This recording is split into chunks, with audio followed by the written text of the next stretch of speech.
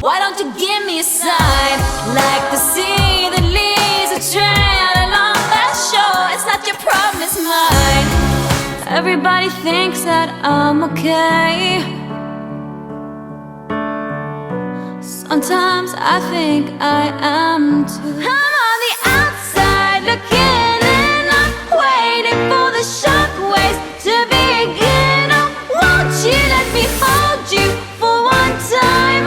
Just a rainy day in a London cafe, a London cafe. So give me one last serenade. Say to me, or swear at me till the night turns into day. And it was a shame when daylight faded, because we didn't notice at all.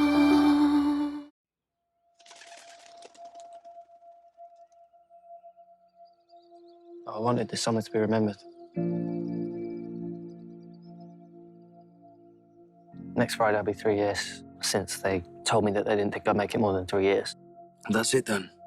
We're celebrating that. Hi, I'm Corinna for the Fan Carpet, and we are here at the premiere of Kindling at the Curzon Cinema in the heart of London. This is a coming-of-age drama that is sure to maybe make you shed a few tears. So, for you, why is it important to make a film like this?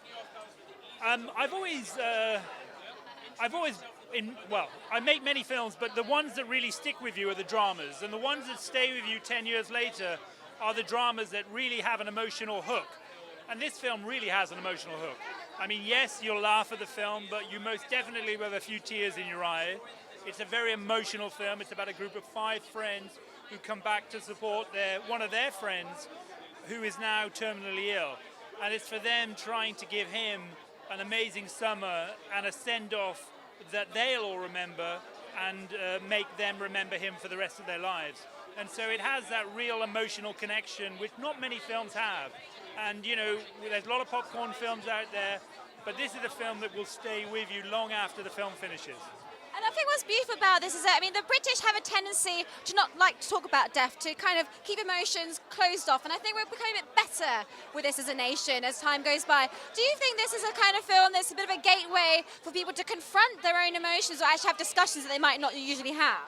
Yeah, I mean, I definitely do. I think the film does cover a difficult subject, but it covers it in a way where we're trying to embrace it, that, you know, it's something we're all going to have to go through at some point. And, you know, the Brits are ridiculously bad at coping with or talking about death. You know, it's not something that we're making light of. It's something that we're trying to, you know, give an audience an understanding that, you know, all of us have suffered loss in our life. And whether it's a childhood friend, your parents, your grandparents, you know, somebody you know has died. And I think that this film covers it in a very caring, affecting way, which hopefully will help you when it comes to that moment. You're sort of finding some of the joy in the sadness, really. That's also one way of putting it, I guess. You apologise? You're finding joy within the sadness as well. Yeah, well, we're finding, you know, joy is probably...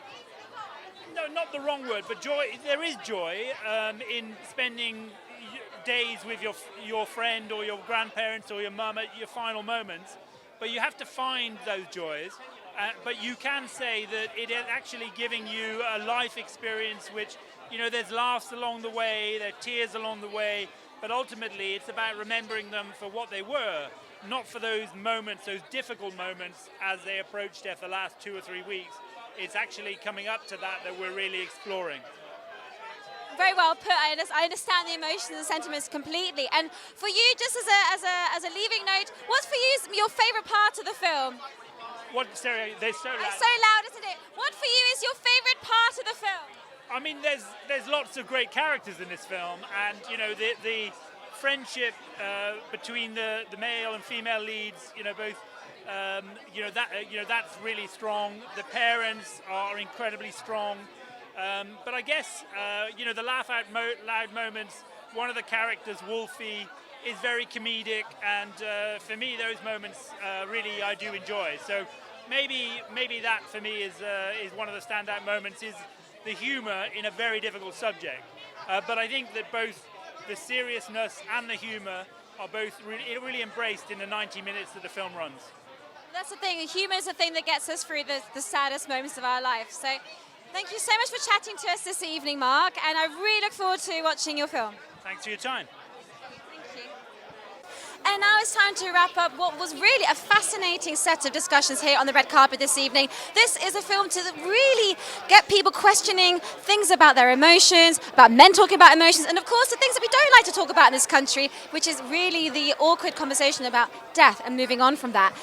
Anyway, the sadness aside, we're all here in a very joyful capacity to celebrate what's actually a true story and something of great meaning to many people here this evening. We're about to go and watch the film. Do have my tissues at the ready. But remember, if you would like to find out more about other films, other premieres that we do here at the Fan Carpet, you have to follow us on Facebook, Twitter, and Instagram. I've been Corinna Jane. I still am Corinna Jane, and I'm here for the Fan Carpet. Good night.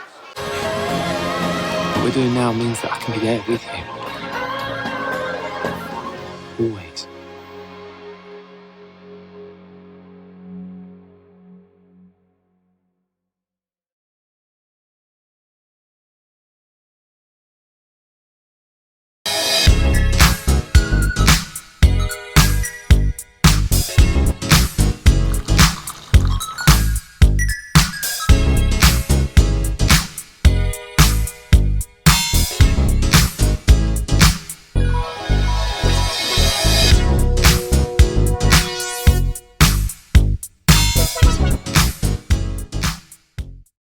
I'm here on the largest of the Balearic Islands, Mallorca, with the turquoise waters of the Mediterranean Sea, beautiful mountainous landscape, the thriving city of Palma, quaint little market towns, a growing number of luxury hotels.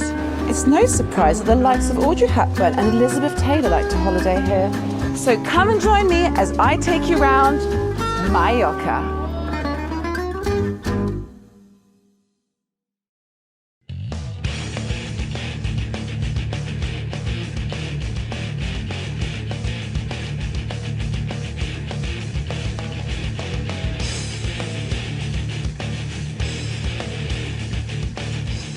Thank you for watching the Fan Carpet. If you like this video, be sure to click that thumbs up button at the bottom of your screen. And also be sure to subscribe to the Fan Carpet YouTube channels. They're absolutely free and so much fun too. Be sure to check out the official website, thefancarpet.com. Also, you can follow us on Facebook, Twitter, and Instagram to stay up to date with reviews,